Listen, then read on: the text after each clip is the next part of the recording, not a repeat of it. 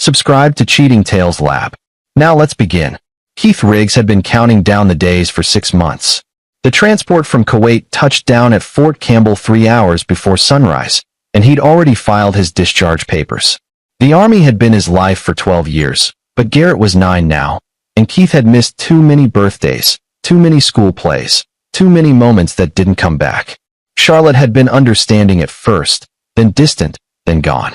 The divorce papers arrived while he was in Kandahar. He'd signed them without a lawyer, without a fight. She got the house in Tennessee, full custody, and he got video calls every Sunday that Garrett showed up for less and less. The plan was simple: surprise Garrett 5 days early, take him fishing at Dale Hollow Lake like they used to, maybe start making up for lost time. Keith drove his old Silverado through the pre-dawn darkness, watching familiar roads unspool in his headlights. The house, his old house, sat dark on Miller Road. He pulled into the driveway and killed the engine. The silence felt wrong. He knocked first, then used his old key. It didn't work. The locks had been changed. He walked around back, peered through windows. The furniture was different. Wrong. He was standing in the backyard, a cold April rain starting to fall, when he heard Mrs. Patterson's porch light click on next door. "Keith? That you?" The elderly woman wrapped her housecoat tighter. "Lord, Charlotte didn't tell you." "Tell me what?" "She moved out about 2 months back. Got remarried quick, some man she met at her work. Damon something. They're living at his place now, out past Cedar Hill." Keith felt something cold settle in his chest. "She remarried? That fast?" "Seemed fast to me too, honey. But who am I to judge?" Mrs. Patterson's face softened. "That poor boy, though. Garrett. I saw him a few times before they moved. Quiet as a church mouse. Had bruises on his arms once, but Charlotte said he'd fallen off his bike." Keith's hands curled into fists. "What's the address?"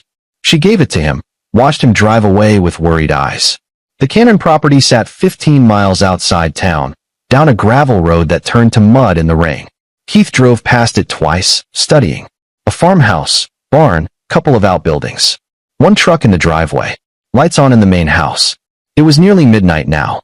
He parked a quarter-mile down the road and walked back through the rain. The front door was locked. He could hear music playing inside, loud enough to cover his footsteps as he circled the house. Through a window, he saw Charlotte on a couch, wine glass in hand, laughing at something on TV. A large man sat beside her, thick-necked, heavy-shouldered, the kind of size that came from lifting weights in prison yards, not gyms. Damon Cannon. Keith's training kicked in automatically. Assess, plan, execute. But where was Garrett? He moved toward the barn, and that's when he saw him.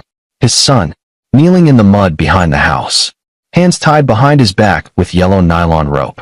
Head bowed, soaked through. Shaking. Keith ran. His boots splashed through puddles. Garrett's head jerked up, eyes wide with terror that melted into disbelief. "Dad, I've got you." Keith's fingers worked the knots, rage making his hands shake. "I've got you, buddy. You're okay now. Dad, you can't be here." Garrett's voice was a broken whisper. He said, "Bad boys pray outside until God forgives them. I've been here since after school. I didn't mean to drop the plate, I swear." "How long, Garrett?" "I don't 9 hours? Maybe. 9 hours. In the rain. Hands tied. 9 years old." Keith lifted his son. Garrett couldn't stand, his legs buckled. Keith caught him, felt how light he was, how thin. He carried him toward the Silverado, but Garrett grabbed his shirt with numb fingers. "Daddy, don't go in the barn. Please, don't." From inside the barn came sounds. Whimpering. Not animal. Keith set Garrett in the truck, turned the heat on full blast, locked the doors. "Stay here. Don't come out no matter what you hear." "Dad, I'll be right back." The barn door wasn't locked. Keith pulled it open. The smell hit him first. Unwashed bodies, fear, waste. His eyes adjusted to the dim light from a single bulb. 3 cages. Chain-link dog crates, the kind meant for Rottweilers. Inside them, 2 girls, maybe 12 and 14, and a boy around 16. Filthy. Terrified. Chained. The younger girl started crying when she saw him. "Please, we'll be good. We'll be quiet. Please don't. I'm not him." Keith's voice came out steady despite the fury building in his chest. "I'm getting you out." He found bolt cutters on a workbench, cut the chains. The kids were wearing rags, covered in bruises and cigarette burns. They flinched when he reached for them. "Can you walk?" He kept his voice gentle. The boy nodded. Help the girls up. Their legs shook. There's a truck out front. Silver Silverado. My son's inside. I need you to get in the back seat and... The barn door swung open behind him. Damon Cannon stood backlit in the doorway, holding a tire iron. He was bigger than Keith had thought, 6'4" and 260 easy. His smile showed teeth gone bad. Well now, Charlotte said her ex was deployed. Guess she was wrong. His eyes went to the kids, then back to Keith. You're making a real big mistake, soldier boy. Keith positioned himself between Cannon and the kids. Only mistake is yours. Let them go. Cannon laughed, a wet, phlegmy sound. Let them go? These are mine. Cost me good money, most of them. That boy there. His mama owed me $3 grand. Girl's daddy bet her in a poker game. You think anybody's looking for them? You think anybody cares? I care. You care? Cannon stepped forward, rolling the tire iron in his hand. You don't even care about your own kid. Charlotte told me all about you. Always deployed, never home. That boy needed a father. I stepped up. You tied him up in the rain. Discipline. Something you wouldn't know about, being gone all the time. Cannon's smile widened. But hey, since you're here, maybe we can work something out. I'll keep your boy. You take these 3. We call it even. Walk away, soldier. This don't concern you. Keith looked at the man who'd put his hands on his son, who kept children in cages, who stood there grinning like he'd won. Here's what's going to happen, Keith said quietly. You're going to stand there. Not move. Those kids are walking out. I'm calling the police. And you're going to prison for a very long time. Cannon rushed him. Keith had been in combat in Fallujah, Kandahar, Mosul. He'd trained in Krav Maga, combatives, room clearing. Damon Cannon was big and mean, but he was slow, and he'd never faced someone who'd survived IED ambushes and house-to-house fighting. The tire iron swung. Keith stepped inside the arc, drove his elbow into Cannon's throat, followed with a knee to the solar plexus. Cannon went down gagging. Keith kicked the weapon away, zip-tied Cannon's hands behind his back with the same yellow rope that had bound his son. The kid stared. Go to the truck, Keith said. Now. They ran. Keith dragged Cannon outside, dumped him in the mud where Garrett had been. He walked to the house, kicked the door open. Charlotte looked up from the couch, wine glass frozen halfway to her lips. She saw her ex-husband, covered in mud and rain, and the color drained from her face. Keith. Where's your phone? What are you? Your phone. Now. She handed it over. He dialed 911, kept his eyes on her the whole time. I need police and ambulances at 4158 Cedar Hill Road. Multiple minors in distress. Suspect restrained. Name's Damon Cannon. Send everyone. He ended the call. Charlotte was crying now, mascara running. I didn't know, she said. I didn't know about the kids in the barn. I swear, Keith, you knew about Garrett. Her mouth opened. Closed. He said. Damon said discipline was important. That boys need structure. I thought. You thought tying our son up outside for 9 hours in the rain was structure? He said it was only for an hour. He said. You chose him. Keith's voice was ice. You chose a man you barely knew over our son. You saw the bruises. You knew something was wrong. And you did nothing.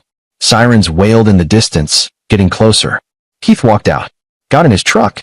Garrett was in the back seat with the 3 kids, his arms around the youngest girl, whispering that it was okay. They were safe now, his dad was here. For the first time in 6 months, Keith felt like maybe he'd come home just in time. But as the police lights painted the farmhouse red and blue, and he watched officers swarm the property, Keith Riggs knew this was just the beginning. Because men like Damon Cannon didn't work alone. And Keith had a feeling this rabbit hole went deeper than one barn in Tennessee. The DeKalb County Sheriff's Office interview room smelled like burnt coffee and industrial cleaner. Keith sat across from Detective Ron Mackey, a man in his 50s with tired eyes and a face that had seen too much. Garrett was with a social worker 3 doors down. The 3 kids from the barn were at the hospital. You did good tonight, Mr. Riggs, Mackey said, sliding a styrofoam cup of coffee across the table. Those kids, we've been looking for 2 of them for 8 months. Runaway reports went nowhere. No one ever thought to look at Cannon's place. What about Charlotte? Mackey's expression hardened. Your ex-wife is claiming ignorance. Says she didn't know about the barn. We're holding her for child endangerment at minimum, based on what Garrett told the social worker. But between you and me, he leaned forward. I think she knew more than she's saying. Keith's jaw tightened. What happens to Garrett? CPS is involved. Given that you're the father and you've got no record, they're expediting emergency custody. You'll have him by morning. But Keith, Mackey's voice dropped. We need your help. With what? Damon Cannon's not talking. Lawyered up immediately. But in the barn, we found records. Names, dates, payments. This wasn't just him. There's a network. People buying and selling kids like cattle. We've identified at least 7 more missing children who might be connected. Keith felt his blood run cold. You're saying there are more? We're saying this is bigger than we thought. Cannon's phone records show calls to a dozen different numbers across 3 states. Cash payments logged in a ledger. We found a burner laptop with encrypted files we haven't cracked yet. Mackey pulled out a photo, slid it across the table. Recognize this man. Keith studied the image. A man in his 40s, silver hair, expensive suit. He was standing next to Damon Cannon at what looked like a farm auction. Never seen him. That's Terrence Grant. Real estate developer in Nashville. Clean record. Donates to children's charities, sits on nonprofit boards. But his number's in Cannon's phone 37 times in the last 2 months. Mackey pulled out another photo. This woman. Blonde, mid-30s, hard eyes. No. Hope Thayer. Runs a youth outreach program in Clarksville. We're getting warrants, but these people have money, connections, lawyers. They'll walk if we don't build an airtight case. Keith looked at the photos spread across the table. A web of faces, numbers, connections. Children's lives reduced to transactions. What do you need from me? Mackey sat back. Officially? Nothing. You're a victim in this. Your son's a victim. You go home. You take care of your boy. You let us handle it. He paused. Unofficially? I've been working child crimes for 20 years. I've watched men like Grant walk away because they're smart enough to keep 3 layers between themselves and the dirty work. I've watched kids disappear into systems that don't care. And I'm tired of it. You're asking me to do something illegal. I'm saying you've got skills the Army taught you. You know how to gather intelligence. You know how to survive in hostile territory. And you've got motivation that my badge and pension don't give me. Mackey leaned forward. These people took your son. They hurt him. And they're hurting dozens of others. Maybe hundreds. The law will do what it can. But sometimes the law isn't enough. Keith thought about Garrett's thin frame, the rope marks on his wrists, the way he'd flinched when Keith touched him. He thought about the girl in the cage, begging not to be hurt. If I find something, Keith said carefully, how would I get it to you? Mackey slid a business card across the table. A personal cell number was written on the back. Hypothetically, you'd call that number. Evidence gathered through irregular channels has a way of pointing us toward legal methods of confirmation. We find what we need to find. These people go away forever. Keith pocketed the card. Hypothetically. Hypothetically. Mackey stood, extended his hand. Go be with your son, Keith. He needs you. Everything else can wait. But as Keith walked out of the station into the gray dawn, he knew everything else couldn't wait. Somewhere out there, more children were in cages. And the people responsible were already covering their tracks. He picked up Garrett from CPS at 6 a.m. His son fell asleep in the truck before they made it 5 miles, his head against the window. Keith drove to a motel on the edge of town, carried Garrett inside, laid him on the bed, and sat watching him sleep. At 8 a.m., his phone buzzed. A text from a number he didn't recognize. Charlotte made bail. She's asking to see Garrett. We can't stop her legally. Be careful.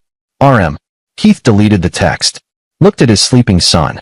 Then he pulled out his laptop and started researching Terrence Grant. The most dangerous missions he'd learned in the Army weren't the loud ones. They were the ones where you moved quiet, gathered intelligence, and struck before the enemy knew you were there. These people had made the mistake of thinking he was just a grieving father. They were about to learn different. 3 days later, Keith sat in a parking lot across from Grant Development Corporation's Nashville headquarters, watching employees filter in for the workday. He'd spent 72 hours learning everything about Terrence Grant. Divorced 5 years ago, no kids, owned properties across Tennessee and Kentucky, served on boards for Children's Hope Foundation and Safe Haven Youth Services. The perfect philanthropist. Except Safe Haven's Clarksville location was run by Hope Thayer. And Children's Hope Foundation's largest donor was a shell corporation that traced back to an LLC that owned the property where Damon Cannon's barn stood. Keith had learned how to track money in the Army, working with intelligence analysts in Baghdad. It wasn't hard if you knew where to look. What was hard was finding proof that would stand up in court. His phone buzzed. Detective Mackey. We got Cannon's laptop decrypted, the detective said without preamble. Keith, it's worse than we thought. Option lists. Buyer information. We've identified 12 children currently missing. But here's the thing.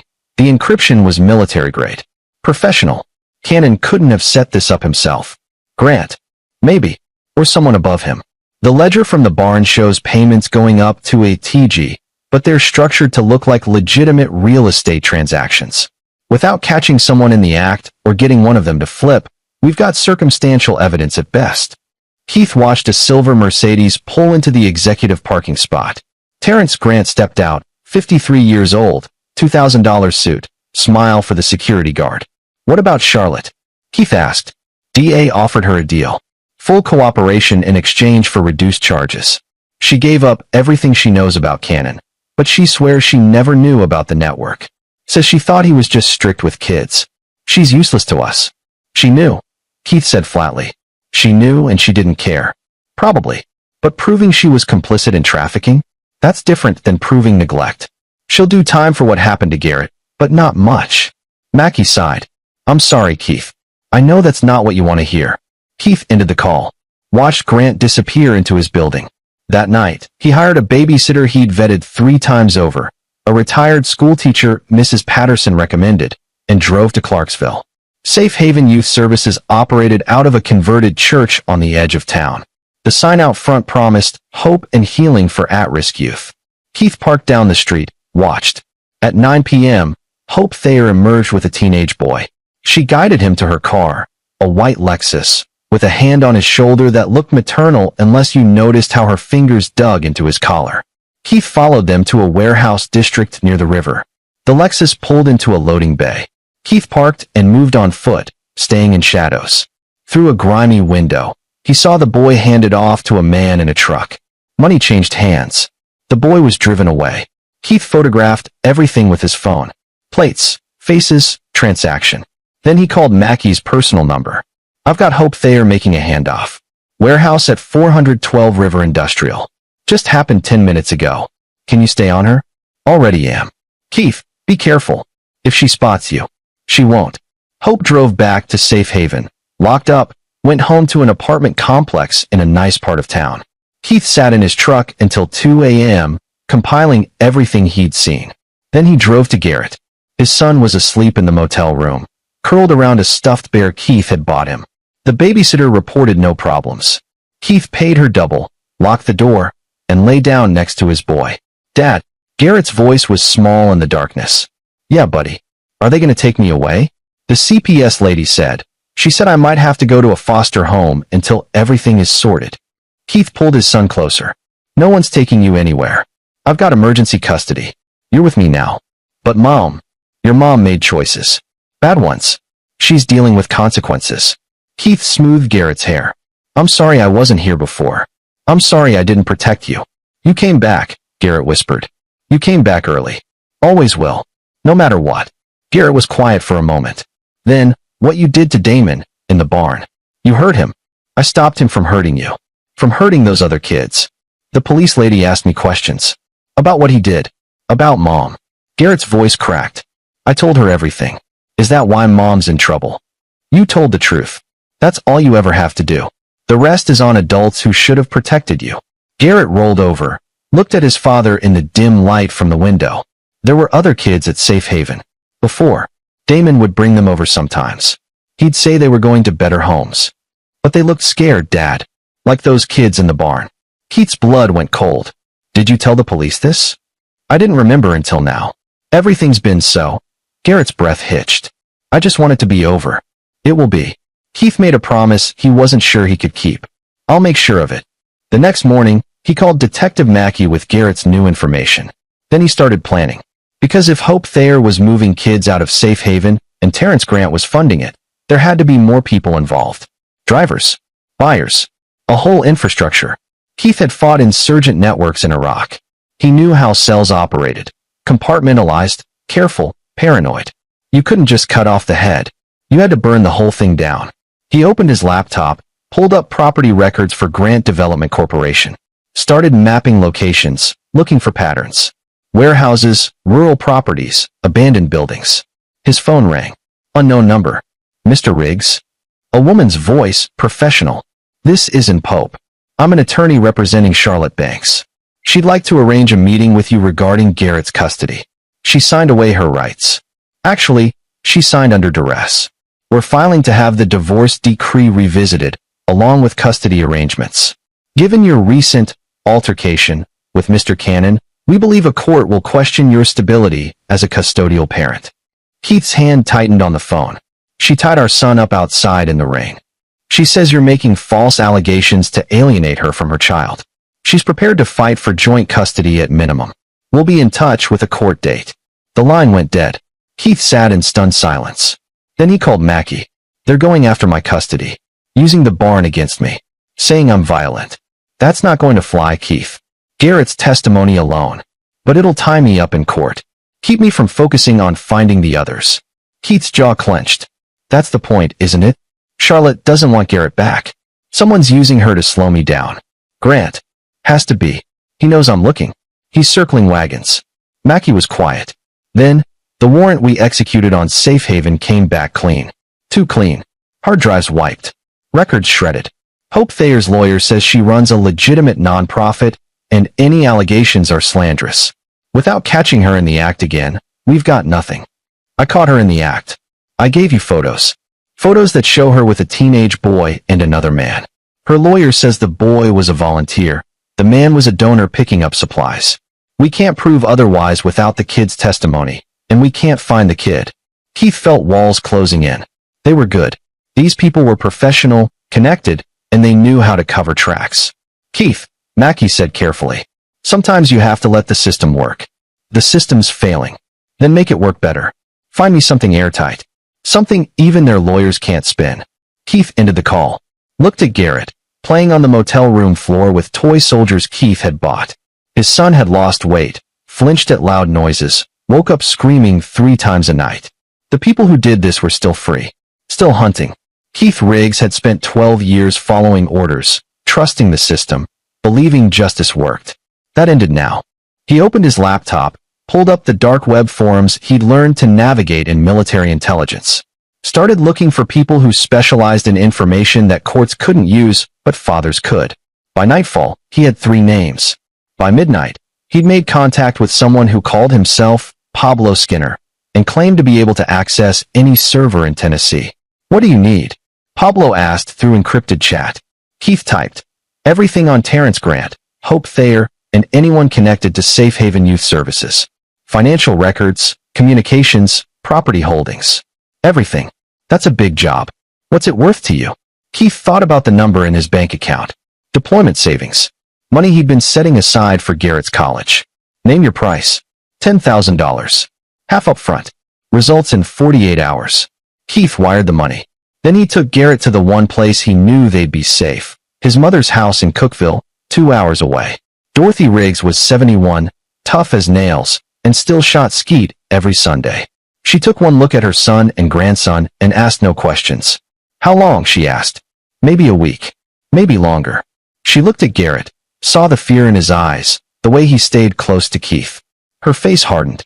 You do what you need to do, she said quietly. We'll be fine here. Keith hugged his son, promised he'd call every day, and drove back to Nashville. He had 48 hours to prepare. And when Pablo Skinner delivered what he'd paid for, Keith Riggs was going to war. The kind of war the Army never trained him for. The kind where rules didn't matter and casualties were acceptable. Because his son deserved justice. And Keith was going to make sure he got it. Pablo Skinner delivered at 3 a.m. on a Tuesday. The files arrived via encrypted upload. 847 documents, for years of emails, bank records showing payments to 17 different individuals, property deeds, and security footage from Safe Haven servers before they were wiped. Keith sat in a Waffle House parking lot, downloading everything to an external hard drive. What he found made his hands shake. Terrence Grant wasn't just connected to the trafficking network. He'd built it. The shell corporations were elaborate, layers of LLCs and trusts that led back to Grant development. Properties purchased at below market rates, held for 6 months, then sold to another Grant entity. Clean on paper. Except the properties were never renovated. They sat empty. Until they weren't. Security footage from Safe Haven showed Hope Thayer bringing children in through a back entrance after hours. Not the at-risk youth advertised. Younger, quieter, kids who looked like they'd given up fighting. The emails were worse. Coded language, packages, deliveries, premium merchandise. But there were slip-ups. One email from Grant to Hope. The client wants a girl this time. 10 to 12, brunette preferred. Can you source locally, or do we need to import? Hope's response. Local is risky after the Canon situation. I'll reach out to our supplier in Memphis.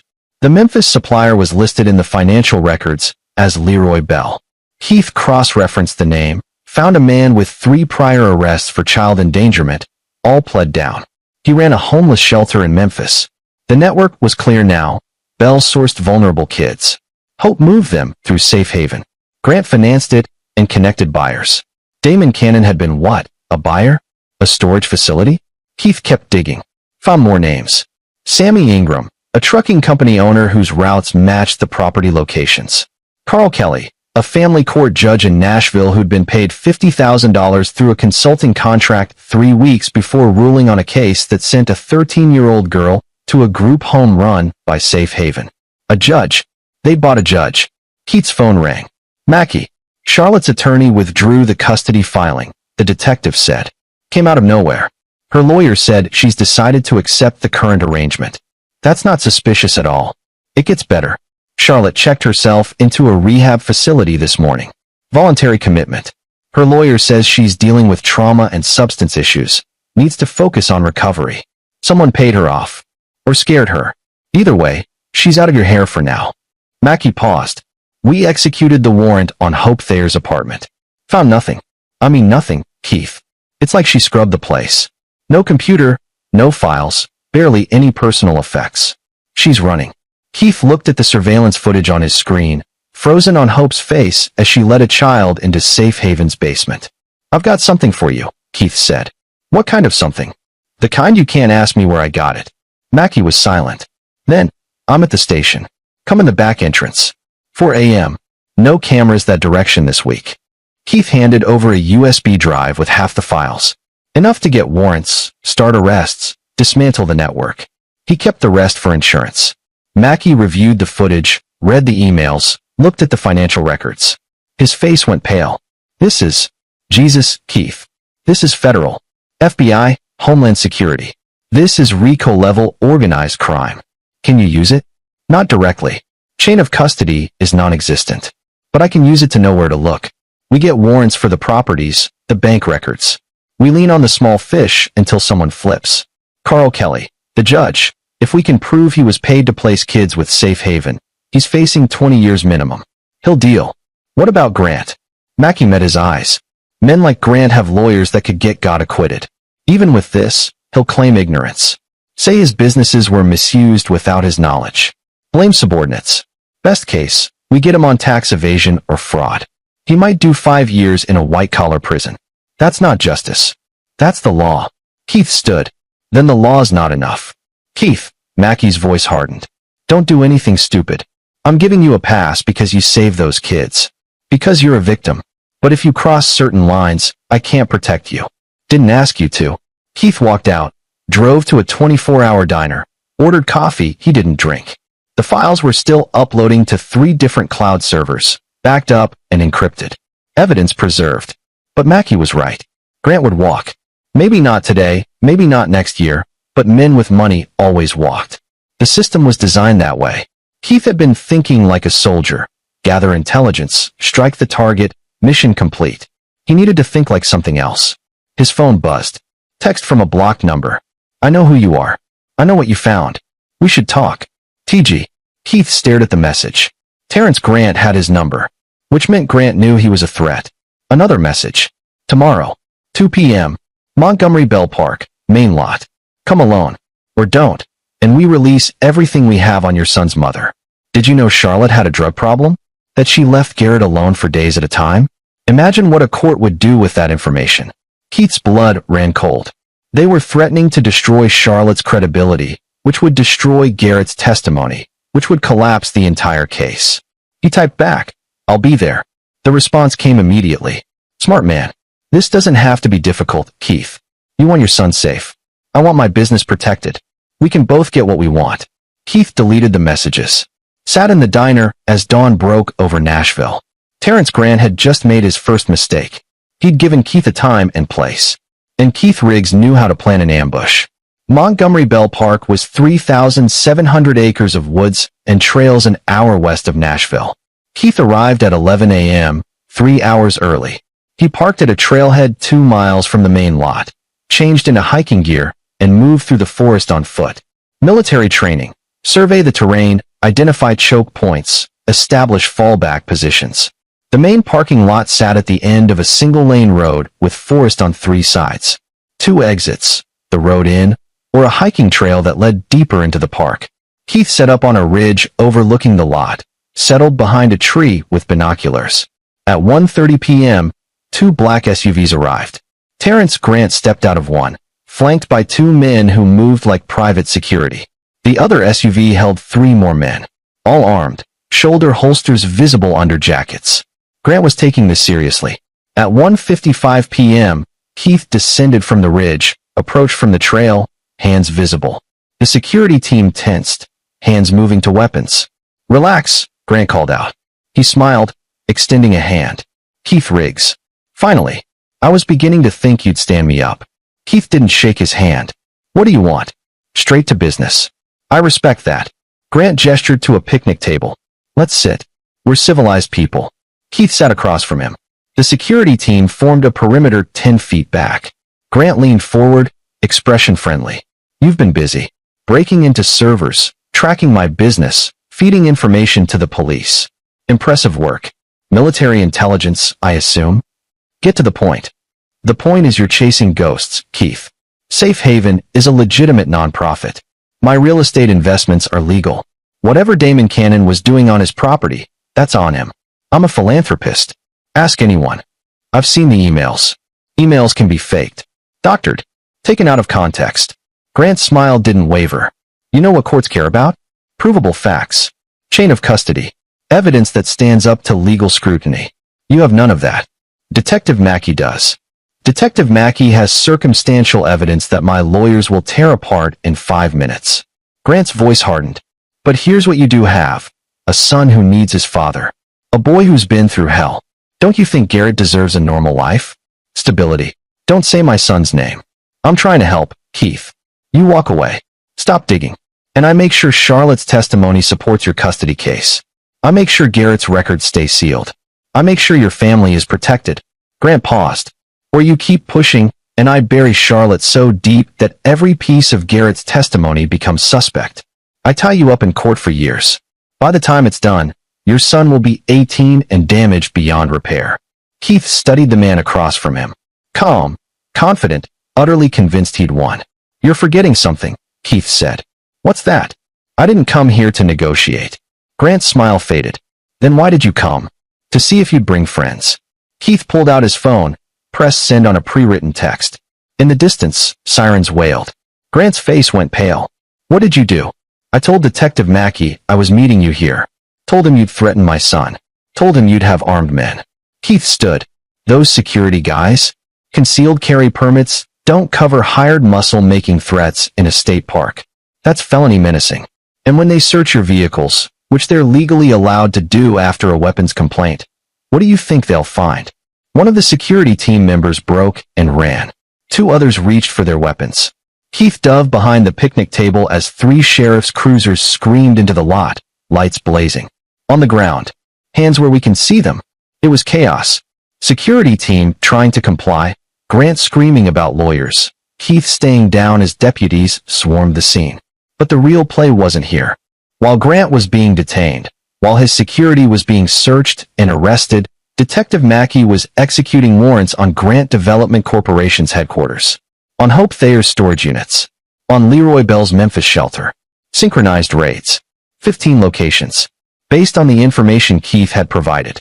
By the time Grant made bail 6 hours later, the FBI had already seized his servers. Found the deleted files Pablo Skinner had pulled.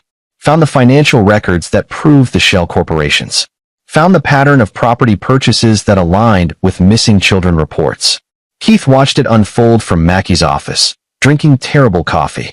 Judge Kelly flipped, Mackey said, hanging up his phone. Soon as we showed him the payment records, he gave up everything.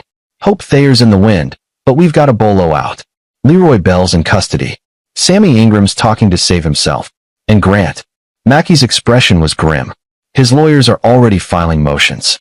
But the FBI's involved now. This is human trafficking, RICO, tax fraud. Even with his connections, he's looking at decades. Maybe life. Keith nodded slowly. Felt the weight of 3 days lift slightly off his shoulders. Go home to your son, Mackey said. This part's over. But Keith knew it wasn't. Not really. Because Hope Thayer was still out there. And there were still 12 missing children they hadn't found. He drove to Cookeville, picked up Garrett, held his son tight. Is it done? Garrett asked. It's done, Keith lied. Because the truth was harder. Justice was messy, incomplete, and sometimes you had to settle for good enough. But Keith Riggs was a soldier. And soldiers knew sometimes battles end, but wars continue. For now, though, his son needed him. So he went home. 2 weeks later, on a Tuesday morning, Keith was making breakfast when his phone rang. Mackey.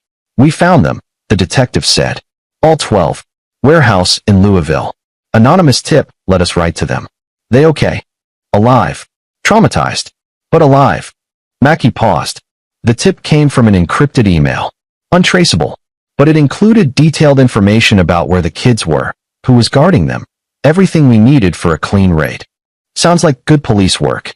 Sounds like someone who knows how to work in shadows. Mackey's voice was careful. Hope Thayer was found dead this morning. Apparent suicide. Pills and alcohol. Left a note confessing to everything.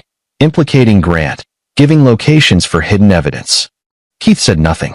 The thing is, Mackey continued. Her neighbors reported a man matching your description in the area 2 days ago. Driving a vehicle like yours. I was in Cookeville with my son. My mother can confirm. I'm sure she can. Mackey sighed. Keith, I'm not asking questions I don't want answers to. Those kids are safe. Grant's going to prison. The network's dismantled. But if there's anything you want to tell me. Nothing to tell, detective. I'm just a father trying to take care of his son. Right. Mackey was quiet. Well, for what it's worth, those kids you saved, they're getting help now. Real help. Therapy, safe homes, a chance. You did good. Keith ended the call. Looked at Garrett eating cereal at the kitchen table. He hadn't driven to Louisville. Hadn't gone anywhere near Hope Thayer. But he'd made a phone call. To someone he'd met in Iraq. Someone who owed him a favor. Someone who knew how to make problems disappear. The encrypted email to police? That was a different favor. From Pablo Skinner, who'd been paid the second half of his fee with very specific instructions. Sometimes the system needed help. Sometimes justice required stepping outside the lines. Keith Riggs wasn't proud of it. But he wasn't ashamed either. Because Garrett was laughing now. Playing. Sleeping through the night. And 12 children were free. That was enough. 6 months later, Keith stood in a courtroom as a judge finalized his full custody of Garrett. Charlotte was serving 18 months in a minimum security facility, eligible for parole in 9. She'd agreed not to contest custody in exchange for the lighter sentence. Terrence Grant's trial was ongoing. Federal prosecutors were seeking 40 years. Keith and Garrett had moved to Cookeville, into a small house near Keith's mother. Garrett was in therapy, doing better. Still had nightmares, still flinched at loud noises, but he smiled more. Laughed more. Keith had started working construction, using his GI Bill to take classes in social work. Figured if he was good at finding kids who needed help, he might as well make a career of it. One evening, as they sat on the porch watching fireflies, Garrett looked up at him. Dad? What happened to Hope? The lady from Safe Haven. Keith had known this question would come. He'd practiced the answer. She's gone. She can't hurt anyone anymore. Did you? I protected you. That's all you need to know. Garrett was quiet. Then, good. Keith pulled his son close. Watched the sunset paint the sky red and gold. He'd broken laws. Crossed lines. Done things that would haunt him. But he'd saved his son. Saved other children. And given the choice again, knowing the cost, Keith Riggs would do it all the same. Because that's what fathers did. They protected their children. No matter what. Even if it meant becoming the monster the monsters feared. And as the fireflies danced in the gathering dark, Keith Riggs allowed himself a small moment of peace. His son was safe. The bad men were gone. And tomorrow, they'd wake up and keep building a life worth living. That was victory enough. 1 year later, Heath got a phone call from Detective Mackey, now retired. Thought you'd want to know? Mackey said. Grant was sentenced this morning. 45 years, no parole. Judge called it the most comprehensive human trafficking case in Tennessee history. Good. There's more. Your name came up during victim impact statements. 17 kids. All of them said they were alive because you kicked down that barn door. Some of them want to meet you. Thank you. Heath thought about the girl from the cage, the boy who couldn't speak, the others he'd pulled from darkness. Tell them they don't owe me anything. Tell them to live good lives. That's thanks enough. I figured you'd say that. Mackey chuckled. You know, the FBI asked about Hope Thayer. About the evidence that appeared. About the anonymous tips. What did you tell them? That sometimes good police work involves luck. And I've always been lucky. Mackey paused. Take care of yourself, Keith. And that boy of yours. Always will. Keith ended the call. Looked out the window where Garrett was playing basketball with neighborhood kids. 12 years old now. Taller. Healthier. Whole. His son saw him watching, waved, smiled. Keith waved back. Thought about the darkness he'd touched. The lines he'd crossed. The man he'd become. And knew, without doubt, he'd do it all again. Because love didn't have limits. And fathers didn't stop. Not ever. Not until their children were safe. And Keith Riggs' son? He was safe. Finally, completely safe. That was all that mattered. Everything else was just details. This is where our story comes to an end. Share your thoughts in the comments section. Thanks for your time. If you enjoy this story, please subscribe to this channel. Click on the video you see on the screen, and I will see you there.